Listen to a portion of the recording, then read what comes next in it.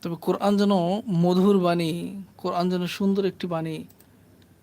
এই বাণীটার কথা না বললেই নয়।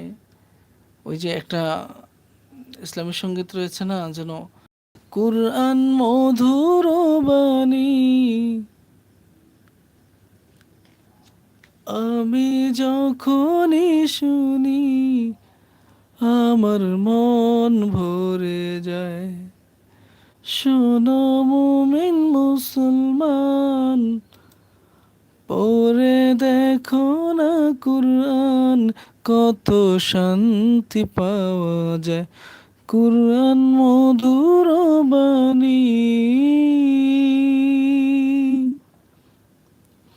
আমি যতবার শুনি, মানে গজলটা যতবার আমি শুনি ততবারই আনন্দ পাই। আর যতবারই আমি তেলাওয়াত করি, আমি ততবারই তেলাওয়াতের মধ্যে কেন জানি ভেসে যাই। আমার ইচ্ছে করে যে তেলাওয়াতের সাথে সাথে আমার হৃদয়টা যেন মানে আনন্দে ভরে যায়। এত আনন্দ লাগে আমার কাছে তেলাওয়াত, মানে আমি তেলাওয়াত করার সাথে সাথে বা তেলাওয়াত শুনলে এত আনন্দ লাগে।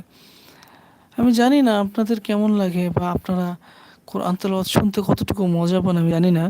কিন্তু আলহামদুলিল্লাহ আমি নিজে যখন তেলাওয়াত করি অথবা কারো তেলাওয়াত শুনি, আমার ইচ্ছে করে যে সর্বদাই যদি আমি তেলাওয়াত করতে পারতাম। আর যখনই এই তেলাওয়াতগুলো শুনি তখনই ঠিক ওই গজলটার কথা মনে পড়ে, সঙ্গীতের কথা মনে পড়ে। কুরআন মধুর বাণী, আমি যখনই শুনি আমার মন ভরে যায়। শোনো